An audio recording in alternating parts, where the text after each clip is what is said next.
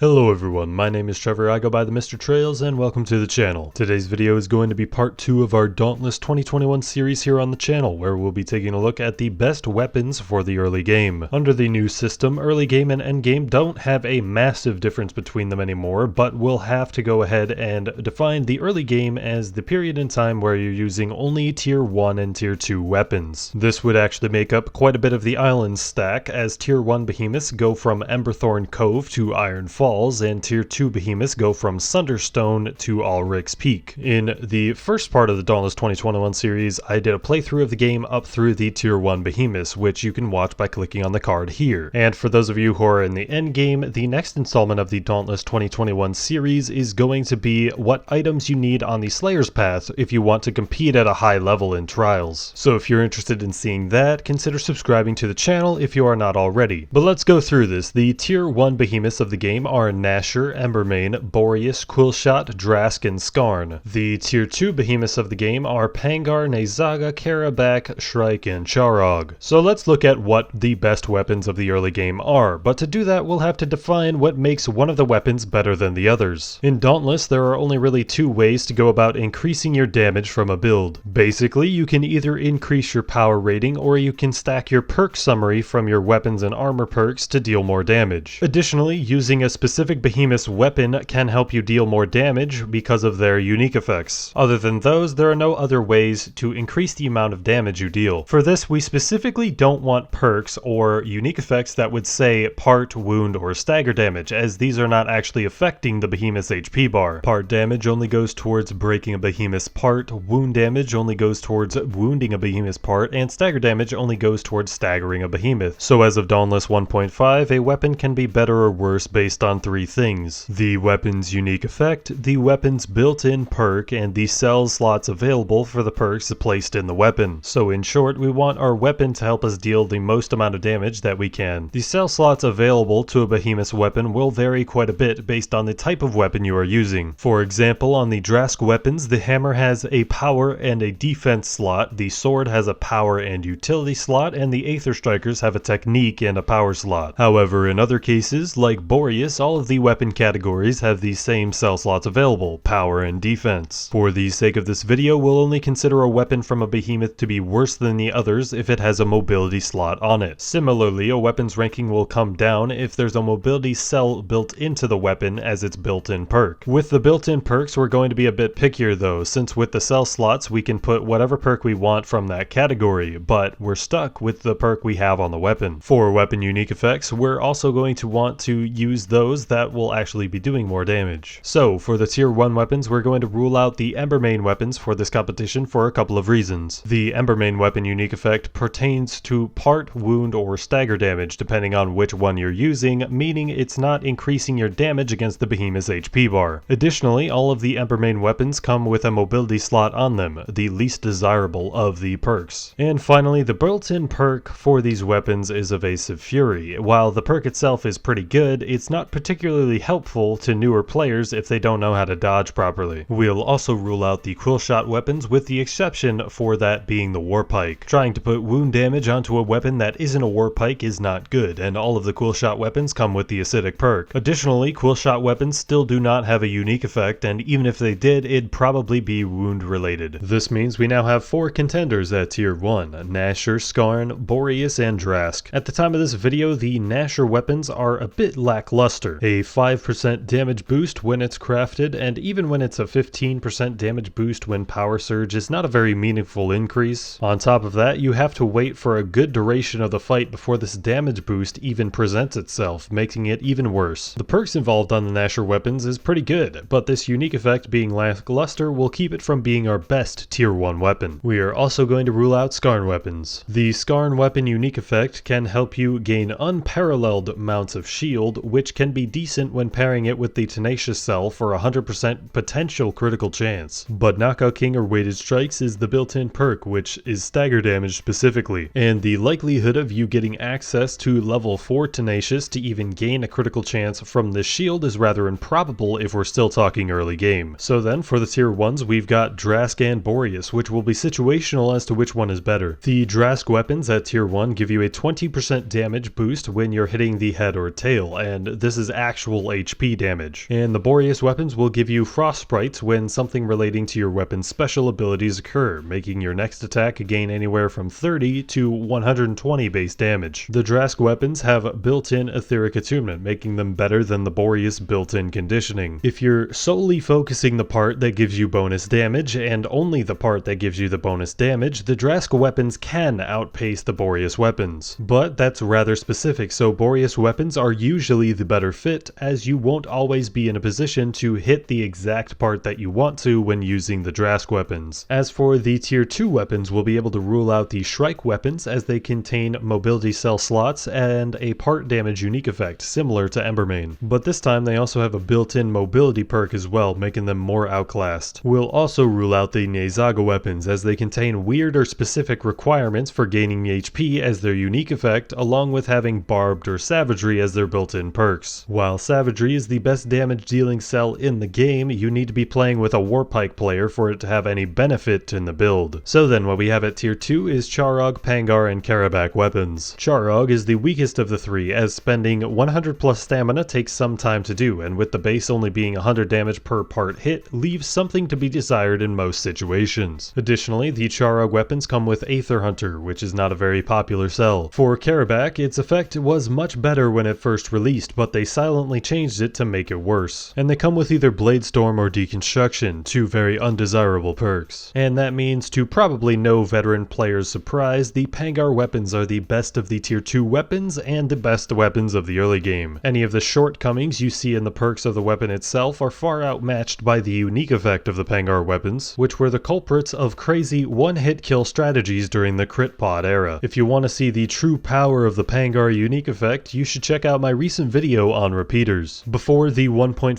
update, I went out and killed every heroic plus behemoth in less than 10 seconds, except for Skarn because that armor do be thick though. But there you have it, the best of tier 1 is either Drask or Boreas, and then the best of tier 2 is Pangar. If you or someone you know is just starting out here in the 1.5 update, tell them to grab these weapons before the other ones. These weapons will also be rather good when you have the chance to power surge them, and usually these weapons are actually the best of each of their element categories, the Drask weapons being the best of the shock weapons, and the Pangar or Boreas weapons trading blows as the best of the frost weapons. So if you guys enjoyed or you learned anything, consider leaving a like on the video. And if you enjoyed Dauntless and want to see more content on the game, consider subscribing to the channel if you are not already. Here I post Dauntless content every week. And check out some of the other videos I have, like this Aether Striker's guide here. I've been Trevor, I go by TheMrTrails, and I will catch you guys next time.